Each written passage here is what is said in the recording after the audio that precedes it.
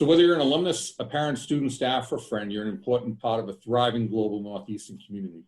And our community is never stronger than when we come together at events like this. Learning does not stop when you walk across the stage and receive your diploma from Northeastern. Our alumni are eager to stay on top of their fields, and programs like this help them achieve that.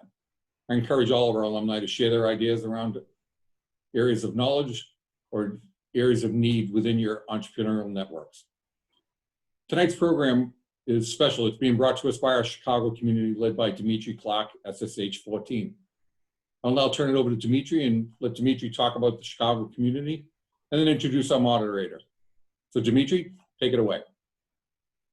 Thank you, Jack. It's great to be here. Good afternoon, morning, wherever you are. My name is Dimitri Clarke. I am a 2014 graduate from Northeastern University. I'm currently residing in Chicago, Illinois, and thanks to everyone for showing up today. The Chicago community is one of our newer and faster growing communities that we have within the Northeastern network. I joined the community about a year ago.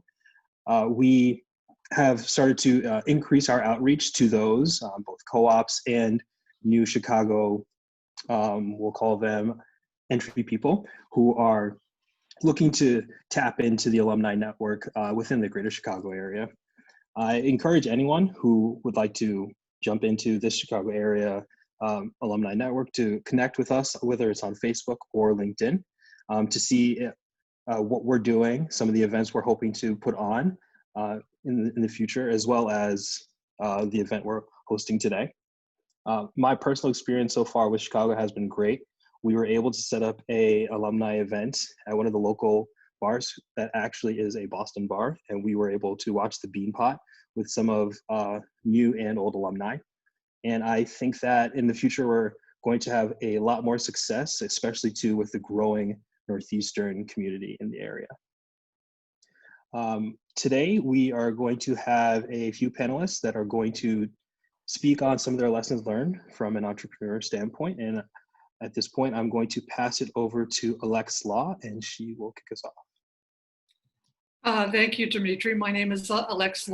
I am an alumni of Northeastern University, and I am a business advisor as well as a leadership coach, and the name of my firm is Art Science Group. And I'm excited to be here to talk about, in the words of the entrepreneurs, lessons learned. They are going to talk about the ventures and their ideas that they've had that didn't work out as planned, and give us some feedback and input in regards to how they dealt with those failures, and how they debrief around failures, and how do they overcome negativity. Our guests and our panelists are Zack Williamson. Zack is a former account manager and a 2014 graduate from the College of Arts, Media, and Design. He's between stints at 2 e-commerce startups. I should say between those 2 stints, he took his photographer business full-time. He earned a lot less money than he expected over those 18 months and nearly depleted all of his savings. But in doing so, he learned to embrace failure as an educational opportunity and came away from the experience with a far better understanding of how to run a business. So we'll be hearing from Zack, and we'll also, the other panelist we have is Antonio Gallizio. He is the CEO of swap.com, one of the largest online secondhand consignment stores in the United States.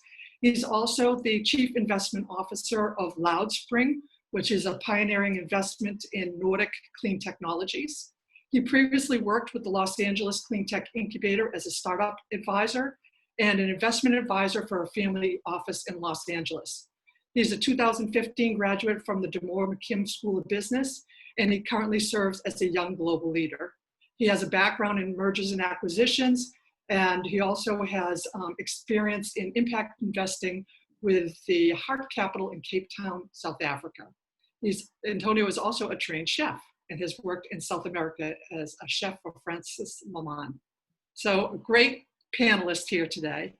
And I'd like to just start with each of you giving a little bit of background about what are you up to right now, and what is one of the failures that you resonate or remember the most, and how you overcame that failure. So Zack, why don't we begin with you? Sure. So I think the more interesting, 2020 has been a weird year, I think, for everybody. Mhm. I was let go, rehired, and let go again from my job this year. Both times due to budgetary reasons with the company I was with. And, it's interesting to kind of go through that up and down cycle. But it's also taught me quite a bit, this section of my career about like, what do I want to do next? What do I want to kind of pursue next? And so, throughout the ups and downs of being unemployed in a global pandemic, which, there are a lot of people out there in a similar situation, I think there's a lot of opportunity now to kind of reevaluate and figure out, what do I want to do as my next adventure? Coming from a company I was with for 4 years. Mhm. Mhm. Can you tell us a little bit about your photography business? It seems like that's something where it was a new venture for you. You started out on your own, created this business, and then you did this for 18 months. Can you tell us a little about your journey? Yeah, so I think I, like a lot of people who find themselves in startups in their co-op, kind of got bitten by this bug of entrepreneurship. I was working at an e-commerce startup in Cambridge. I did 2 co-ops there, and I was doing a lot of in-house photography for them and other media production as kind of a everything marketing content type of role.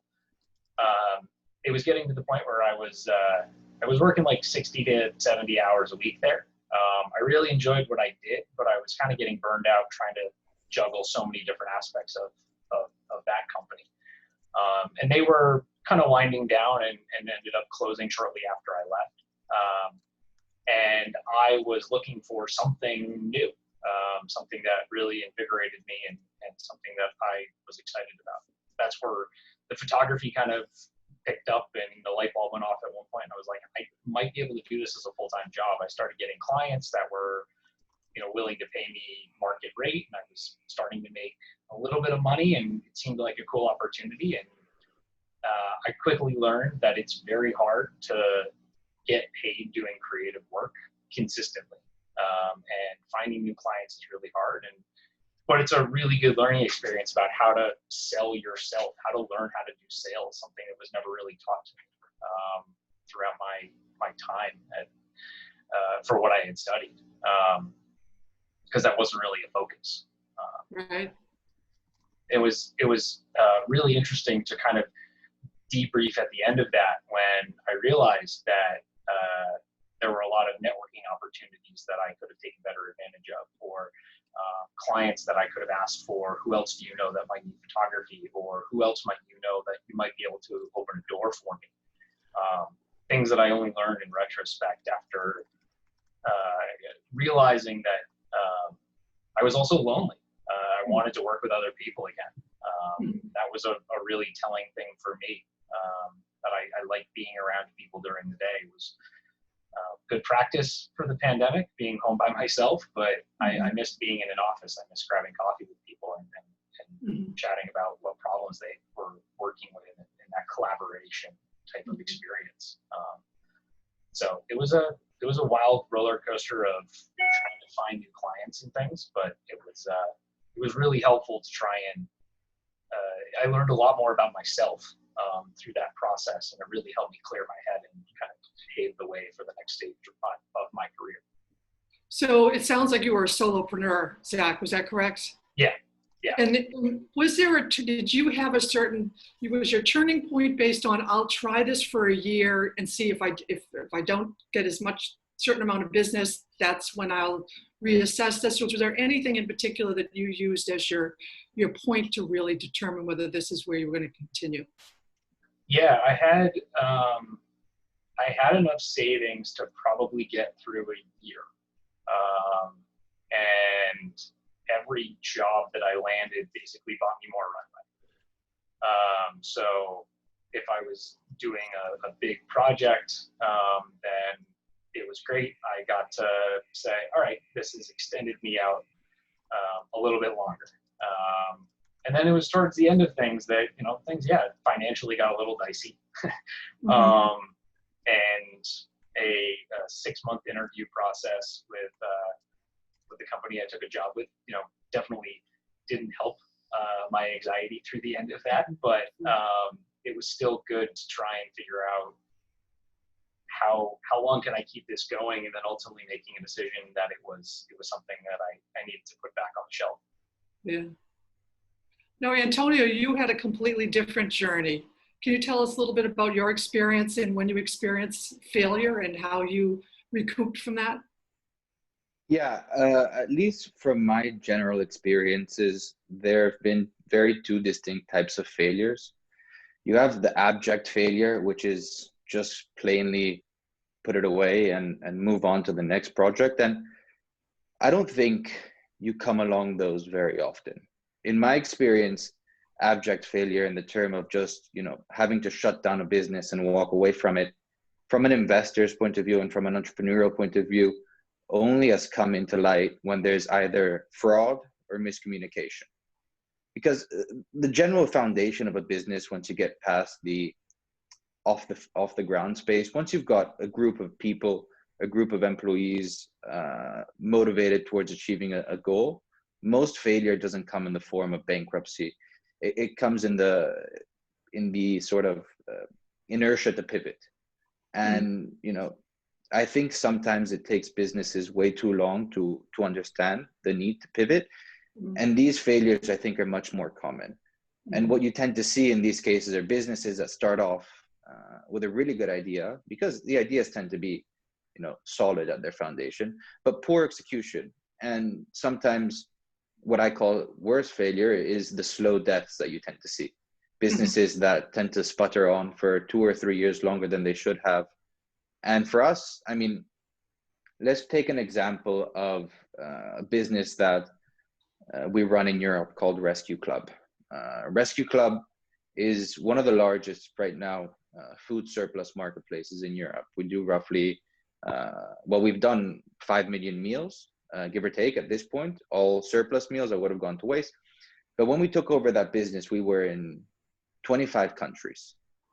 We had $300,000 in the bank, and we were losing $500,000 a month. It's not a great position to be in. Right. And in the span of 2 months, you walk in and you're like, what am I going to do? What do you really look at? And in that case, we decided to refocus, which tends to be a good starting point, at least in these not full failure, but pivot. You refocus on what you know. You refocus your business model. You reduce your running expenses, and you say, what am I actually good at here on the value chain? And that's exactly what we did.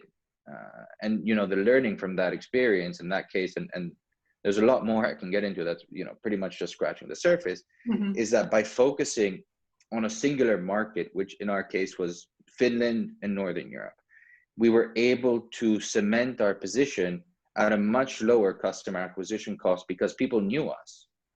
And expand our proposition vertically. So we started with cafes and restaurants. We expanded into supermarkets, and then we expanded into catering for large businesses. So, for example, we're in discussions with people like IKEA to do all of the surplus food around their 500 operations around the world, 500 plus locations around the world. So the point is, it's not always that concentration leads to failure, but sometimes that lack of pivot, which is a failure of communication on the side of the management and the CEO, will eventually result in a bankruptcy.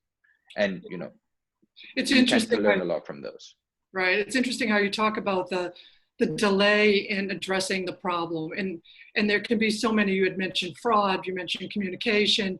It could be strategy, who you partner with to be able to expand rapidly, as opposed to not having those kind of partnerships that can help you grow and scale your company. When you think about your own personal experience, when have you personally felt like you failed and then learned something from that failure? Well, yeah, a lot. There's been a lot of occasions when you personally fail, but it's a little bit drilling down on what you mean specifically, because I've got micro failures all over the place all the time. I like how you frame that. Micro. It is. you know, in my opinion now, operationally running a business, as long as I pay payroll on Tuesday and the cash hits the bank on Friday, I haven't failed my employees. I can fail my investor. So you've got different levels that you learn. Most recently, I have to say something I've learned from was taking over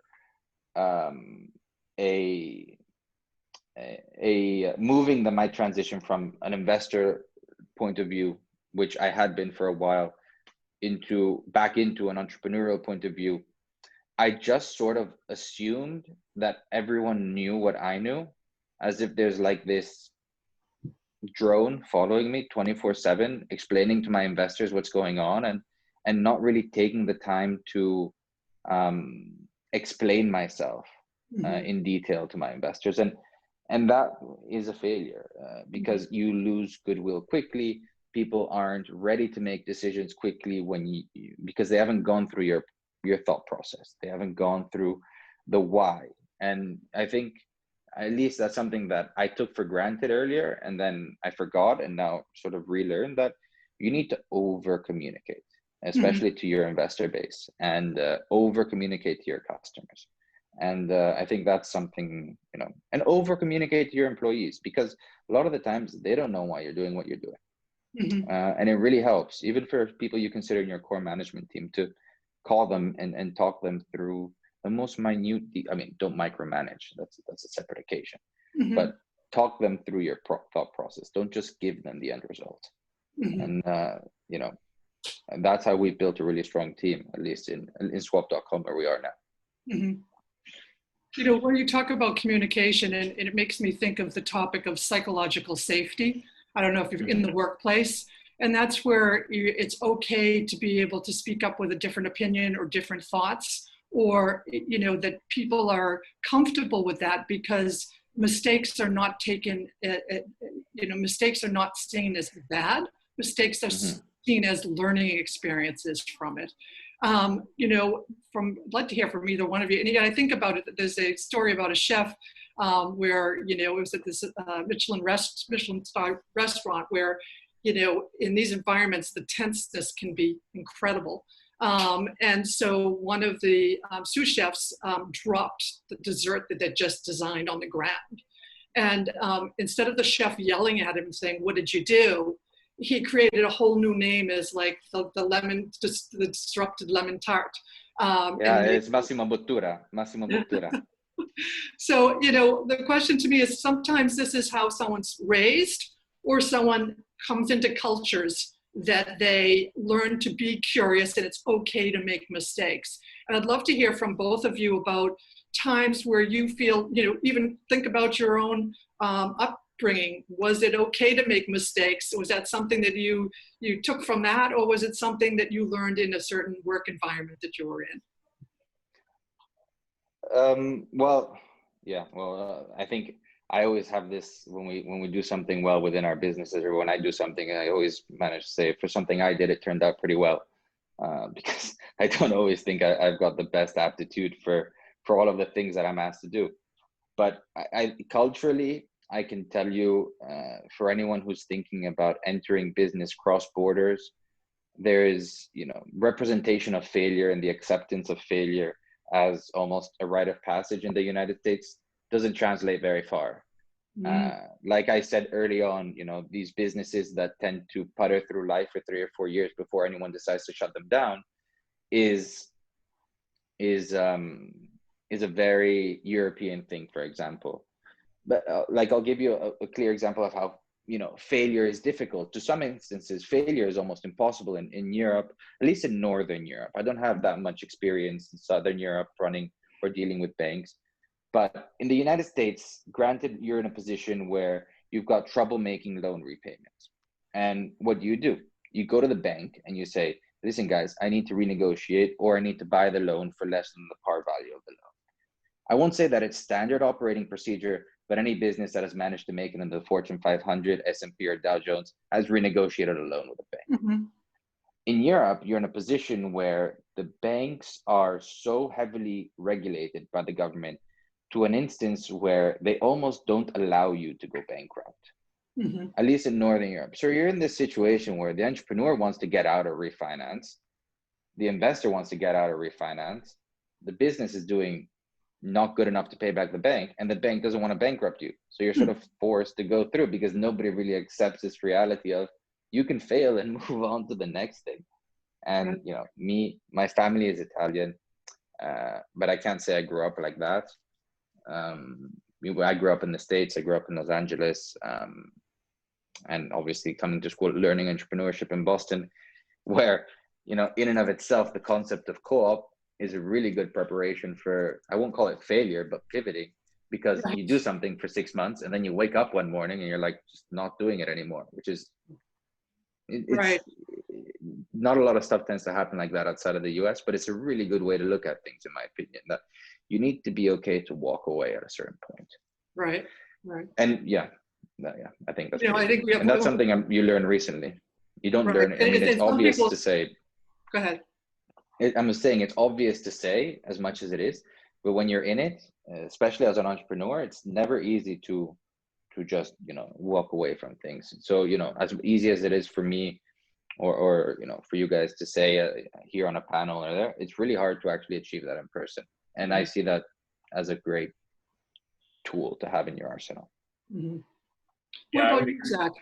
I would agree with that. I think knowing when to walk away from a business venture or a job or a role is really challenging. And my tenets have always been, you know, whether I was having fun, whether I was learning, and whether I was being challenged. And if you lose one of those three, you can kind of struggle through it. When you start to lose more than one of those, and you know, if what you're doing is not fun and you're not being challenged and you're not learning anything anymore, it's probably time to move on. And what I found is, you know, the first company I worked with that I did 2 of my co-ops with was a Silicon Valley style venture capitalist backed startup. The best known VC behind the company was Google. And so there was a lot of that fail fast, hard, and keep moving, you know, try something, give it 7 days. Does it work? No. Okay, scrap it, move on to the next thing. And that was an organization that was in search of a business model. And it was a business that was trying to be everything for everyone, with a whole really too broad of an experience that they were trying to offer. And that really was an interesting business to be a part of, trying to find that moment where everything clicked. And it definitely, a little bit of that mentality cascaded through into my own business, where I left Custom Made, and when I started my photography full time, I was a action sports photographer, I was a product photographer, I was a headshot and modeling photographer, kind of all doing it. And you needed to have a few different revenue streams from different clients, but I was going very broad, and I didn't have that depth of knowledge in one category. And I think that part of that was coming over from what I had done in a small, fast-paced startup, where, it should have been more apparent that, and that was one of the things that I learned looking back, is that it should have been that, you know, I should have gone all in on being a headshot photographer and maybe one other thing, or rather than try and do 6 things at once and do them all okay, pick a lane and focus on that. And I think to Antonio's point, where not knowing when to pivot and not knowing when to make that decision can be a death of 1,000 cuts. Especially for a business that is either out venture backed and seems like it has a lot of money in the bank to just continue to try and throw things against the wall and make them stick. Or if you're a solo entrepreneur or a small business with a couple employees, that clock is ticking very loudly in the background of how much money do I have left to try and figure this out? Mhm. Yeah, I think, one of the really, I have to attribute this to one of the first times I actually entered a business, and one of the first, money we got was from this seasoned investor called Patrick Hedelin. And Patrick Hedelin is a real character in terms of the investment circles in Northern Europe. And he's the guy who founded a website called boo.com. And boo.com was the almost Zappos and Amazon of the early 2000s in Northern Europe. And I think he lost something like 500 million euros in 90 days. It's unfathomable. Right. And now he runs his own investment firm called eEquity, who I've worked with on several projects now. And he's said to me one of the wisest things I've ever heard, and I will repeat to my last day, is you don't throw good money after bad money, which I've also taken as you don't throw good time after bad time. Yes. Because you're not going to get that back. If you lost it, you lost it. And if there's a good pivot, you go. But just as a rule of thumb, do not throw good money after bad money, because you're just making more bad money. Well, Zack and Antonio, you've given some great tips for those who are starting, entrepreneurs who are starting new ventures. We're running out of time now. I think that there might be some questions in the chat room, and I will let Jack and the team let us know what questions are there. Okay. I don't see any now. So thank you for that. It was great. So I guess to our audience that's out there, what questions do you have for Zack, Antonio, or Alex, or even Dimitri in the Chicago community?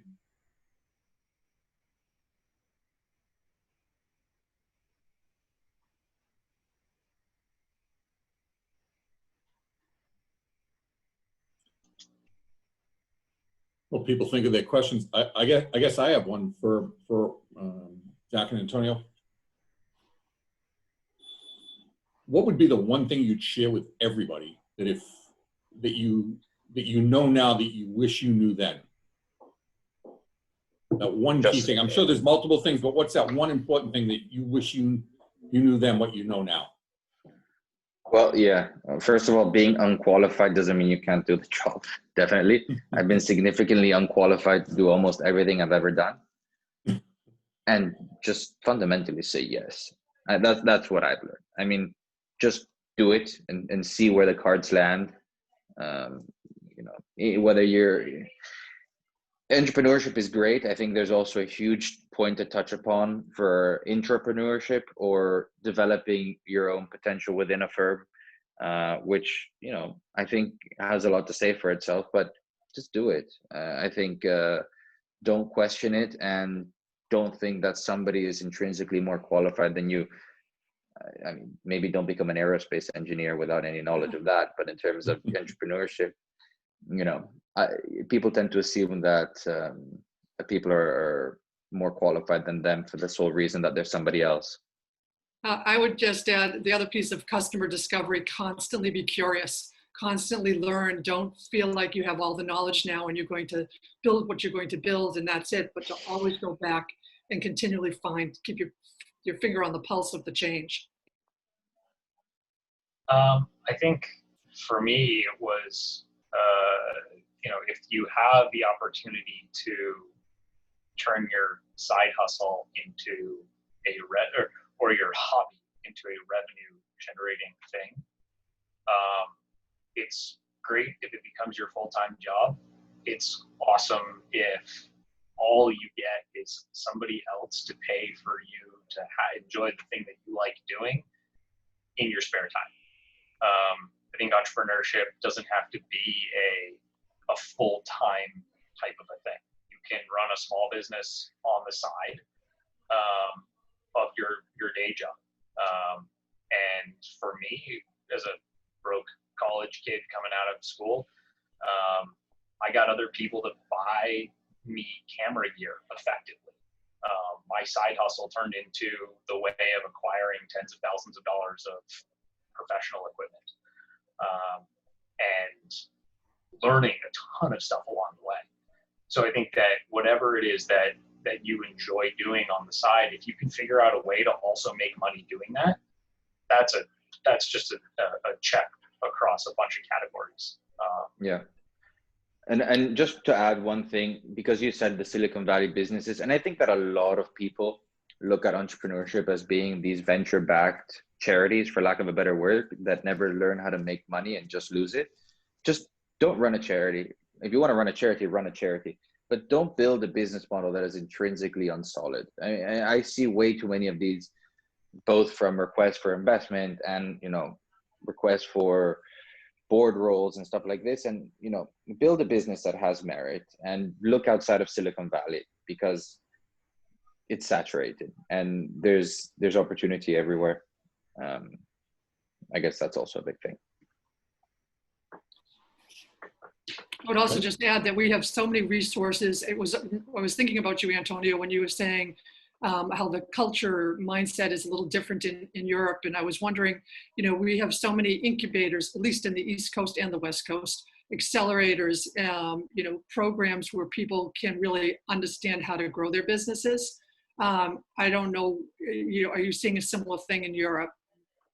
Yeah, incubators and accelerators are great, and we look at them a lot, but at a certain point you need to put on your, you know, big person pants and get out there in the wild, because incubators are great for people telling you you're doing a good job, you know, then, you know, get spit in the face by a couple of customers and you realize that incubators are not that great. And incubators tend to be, yeah, how do I phrase this nicely? Incubators tend to be full of people who are chasing exits, and try to avoid those people as much as possible. These are people who don't add value and attach themselves to any business that is doing well just in the interest of chasing an exit.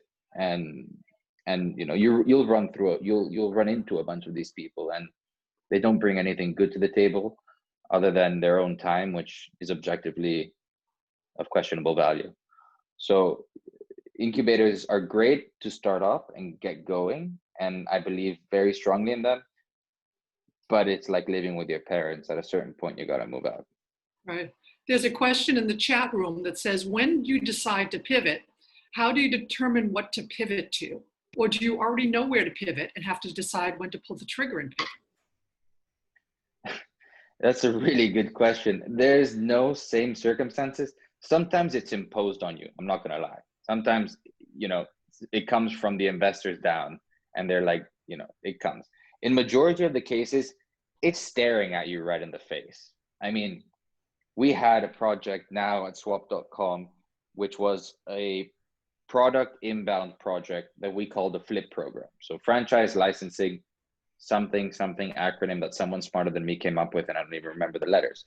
But it was an offshoot of an inbound program to get our partners to use their labor to process product to ship to us. So pretty much pre-processing before it meets our facility. And we were just doing it because our facility was at capacity.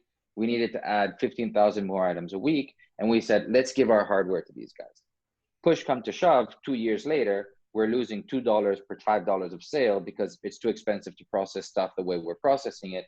We're looking at this business model, we're like, we need to pivot now. How do we reduce our working capital pretty much over the next 6 months? And we come to the realization, we can't add product ourselves. So we looked at this business model, and we sort of came across this FLIP program, which had been running on the back burner for 2 years. And we said, oh, wow. We took this FLIP program, we had 2 cells. Each cell can do roughly 2,000 units a week.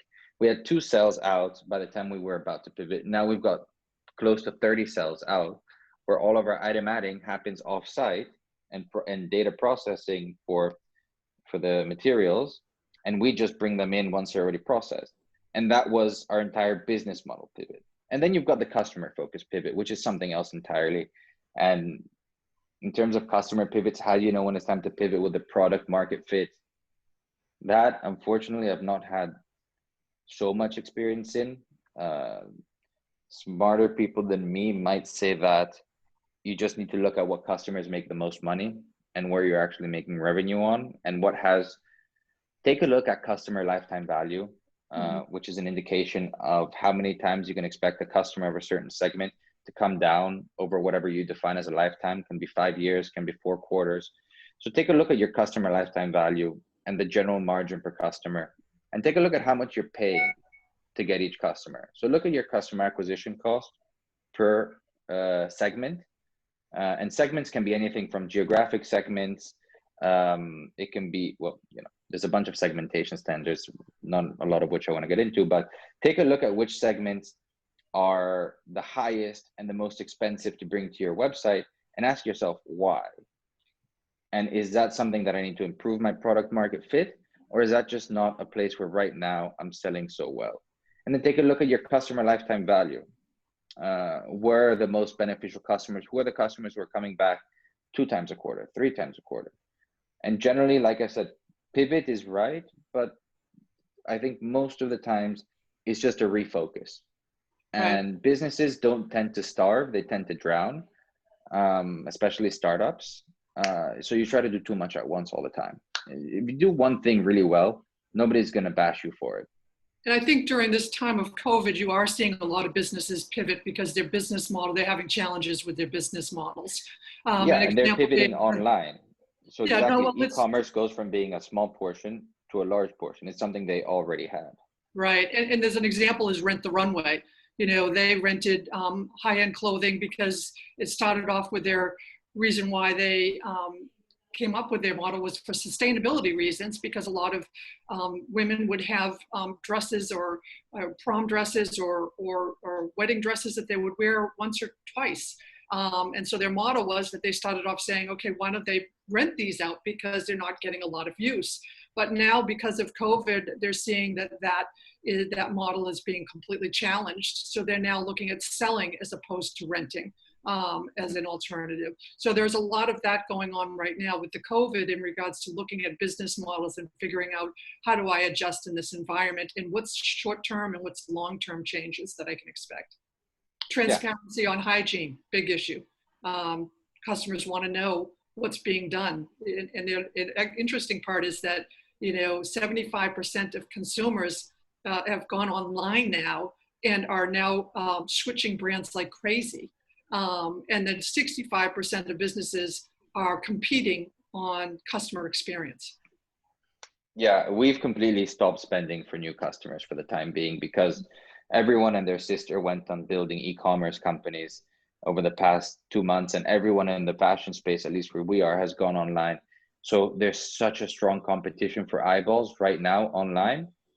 But these are small day-to-day decisions you make. These are not general strategy things. Like we've been online for a while and we plan to be online for a while. So if Ralph Lauren and Tommy Hilfiger and Rent the Runway and all of these guys want to start spending $65 per checkout, go ahead. I'm not going to compete with you on that. And you also need to learn when not to. Just if you're selling a product, if you're selling sunglasses at $220 a pop and you're spending $60 to get a customer, you can sort of justify that. At my margins, I can't because, I'm selling $12 items, $20 items.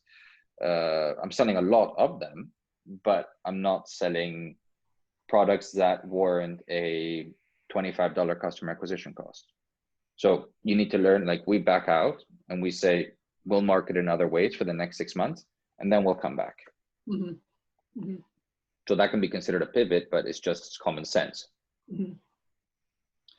A tactic that I've used a lot in companies that I've worked for is start, stop, keep, where you kind of sit down and debrief with the people involved in either the task that you're working on, or it could be project-based, it could be broader scope, and being really honest with what's not working helps you to figure out what are the things that you're doing well. Mm-hmm. The more critical you can be of your own performance of the organization or the business unit or what have you, helps to figure out what are the things that might be avenues of success. So like first company I worked for, Custom Made, they wanted to do custom handmade furniture, jewelry, metalwork, glass, leather, everything for everyone, connecting customers with independent makers and craftspeople around the country. And that business model was based off of a fixed commission up to a certain point, but it was a thin commission on a expensive item. What Custom Made has since transformed into is a vertically integrated online custom jewelry company. So they shuttered themselves. A few of the employees reworked the company and used the same IP. But now what they do is everything is handheld from the moment that you go to them with an idea or a concept, and they walk you through the process of then getting a custom jewelry item. It's a vastly different business model under the same umbrella of what the original goal was, but now they're making full margin because they're controlling the manufacturing process. So they turned a business that was thin margin based on commission into now a long, full margin based on retail markup, which is a vastly sticking different. Sticking to the point of the learning from failure, would you consider that a failure or no? Because that's what I sort of have trouble understanding. Like, how do you define the failure? So the failure there was just burning through a ton of money trying to make a really narrow commission work. Yeah, that is good fun though. Trying to do too much stuff. I think trying to be everything for everyone and expecting the customer. The failure was expecting the customer to know what they want, and expecting somebody outside of a very, very specific, narrow type of customer to know what they want. And I think that's true for a lot of businesses, is that a very small portion of customers are trained to give you 100% of what they want. A lot of them want to be presented with 3 options versus a blank canvas and say, describe to us what you want. It's a weird way of doing business when somebody comes to you and says, I can do anything for you. I think a lot of businesses try to be everything for everyone versus trying to be a very curated, specific type of experience.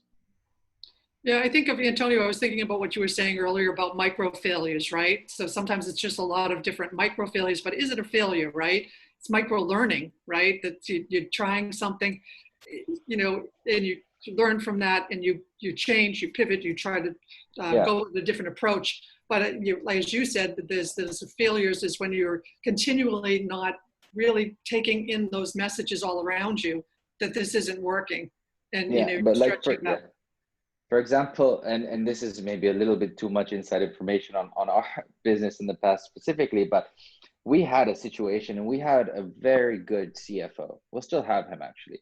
And we were arguing with vendors on payer terms. So accounts payable terms, I think I probably still teach it there, like junior year, where you get paid and then you pay back on 60 days, your accounts payable, or 30 days, or you negotiate deals with vendors. And we were really stringent on this because we said we need to be cash flow, working capital efficient. We need to be working capital efficient. That was the mantra. With accounts payable and accounts receivable, we're working capital efficient.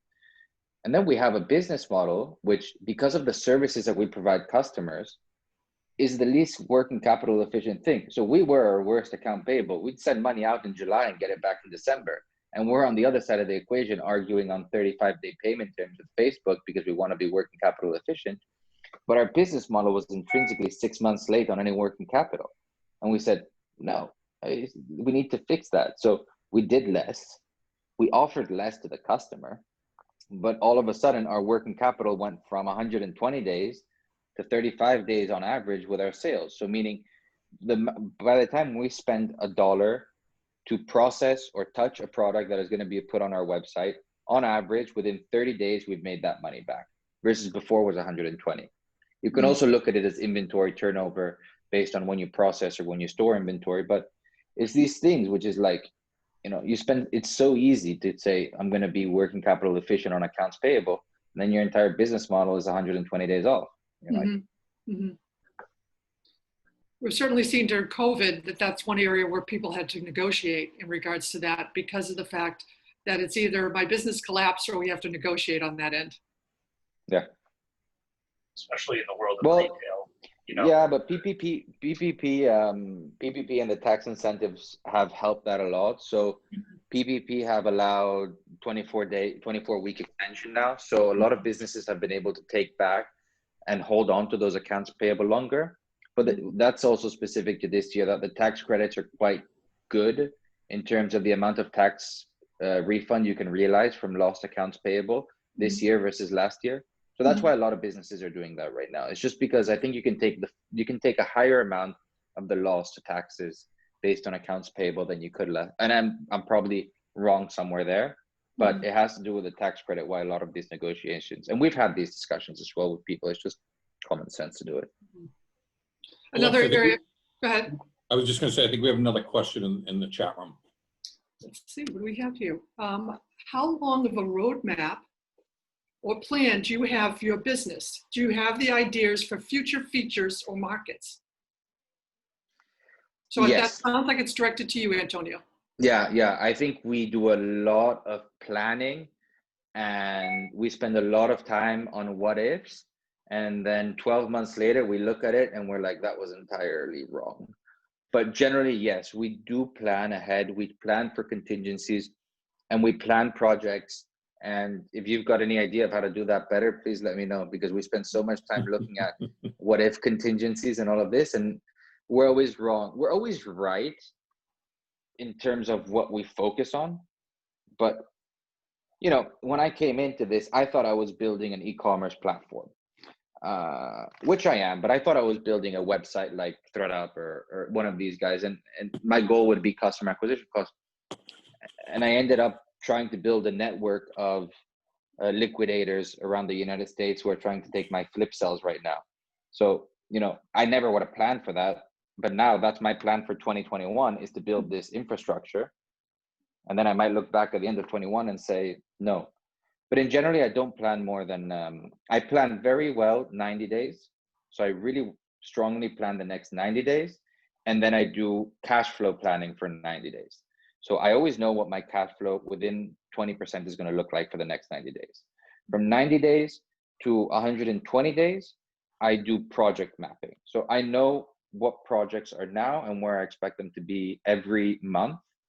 And this is very common in the sprint concept of a software developer, where you do sprints on projects. Instead of working on large projects, 4 or 5 at a time, you do time frames for, so a project can take 5 sprints, it can take 2 sprints, or it can take 6 sprints. And then based on the amount of resources you have, you plan projects based on how many sprints or how many months or how many weeks, whatever you want to call that frame of time, is going to take to complete that project. And we do that for 120 days. So we know more or less where our focus is on projects going to be for 120 days. We know where our cash is going to be for 90 days. And then we have forecasts for the next 12 months and projections for 12 months after that. But we choose to be very granular upfront and then very vague for the future, because we know that a lot of those things aren't going to do. And planning for projects or for cash flow more than 120 or 90 days out is just counterproductive, in my opinion. We plan strategies years in advance, but that mostly happens over cocktails.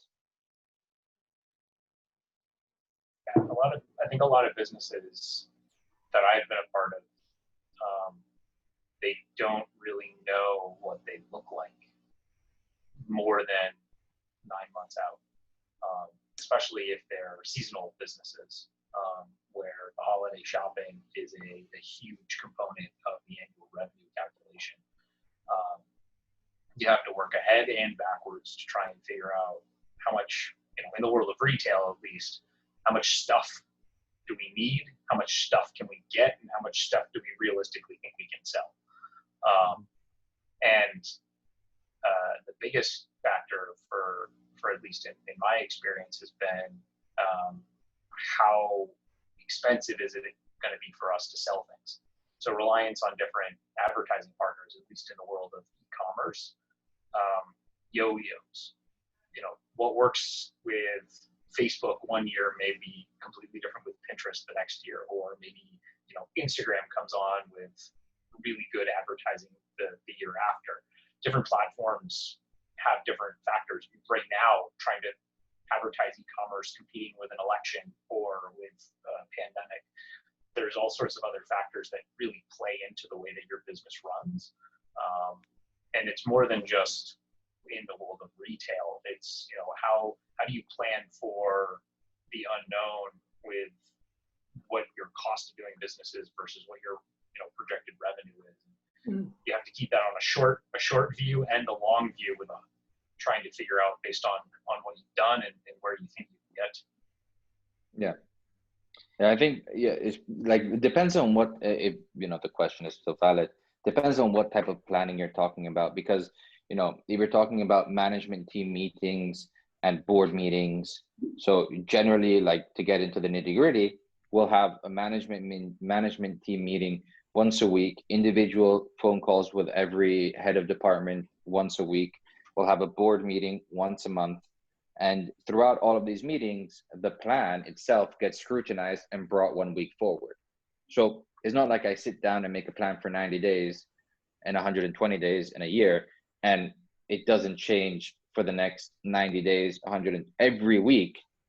It's being updated 90 days out, 120 days out, 1 year out. And it's being scrutinized in these management team meetings every quarter. We do a quarterly in all of our business, at least in all the businesses where I'm involved.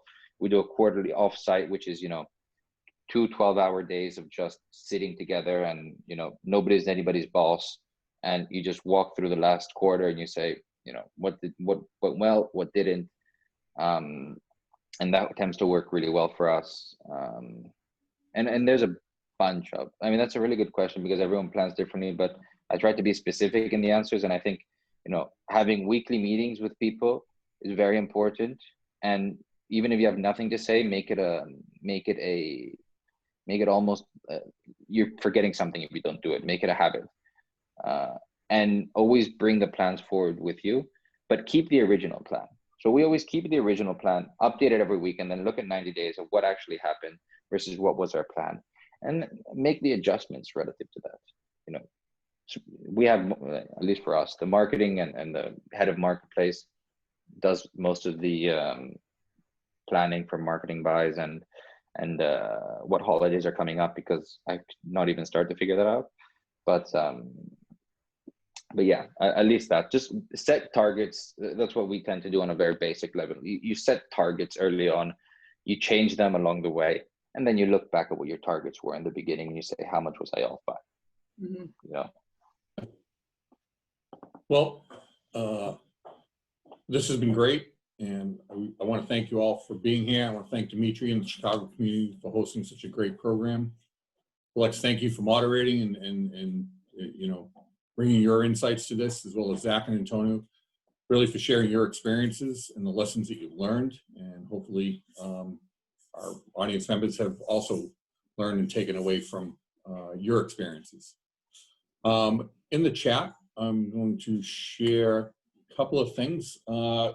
You know, the entrepreneurial ecosystem at Northeastern is very large and it's continually growing. I think we're up to 13 Mosaic groups, which are student-led organizations, and 7 partner organizations. So if you'd like to learn more about that, I have posted the link to our website in the chat, and hope that you go out and take a look at it. And these are resources that are available to alumni. You know, doesn't matter what phase of your business you might be in, whether it's, you know, a fresh idea and you just don't know where to go, or, you know, it's an idea that you vetted and you're working towards and you're moving forward. And, you know, through our Venture McCarthy network, mentoring network, we might be able to offer you some services there. So please, I encourage everyone to take a look at that and, you know, look at those resources available. I'm also going to share a link to the Global Entrepreneurship Week. That starts the week of November 16th. This is actually the first program to kick off all our events leading into Global Entrepreneurship Week. You know, that week at Northeastern is really dedicated to our entrepreneurial ecosystem and the different things that we do. We'll have 2 other events leading up to that. One around a networking session next week on how technology and innovation are shaping the entrepreneurial journey. And then a very topical discussion on the 12th of November around pivoting your business during these trying times. And I know pivoting came up a lot here today. So you see how it all kind of comes together. We're going to post the survey in the chat and hope that everyone takes a few minutes to fill out the survey and share your thoughts on the programming. This program actually came about through a conversation that Zack had with a colleague in my office, Alana.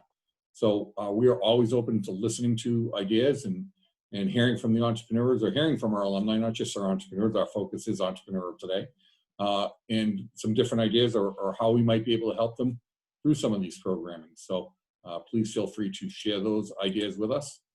And then lastly, we said this event was recorded. We'd be sharing that recording in the next couple of days after we pulled it down and kind of cleaned it up a little bit.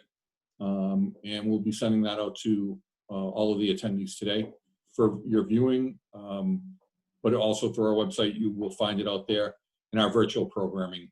We have a virtual library of programs, and we will store that out there. So again, thank you all for taking time out of your day today. Hopefully you all have learned something. And again, Dimitri, Allexe, Zack, and Antonio, thank you for sharing, your thoughts and your experiences.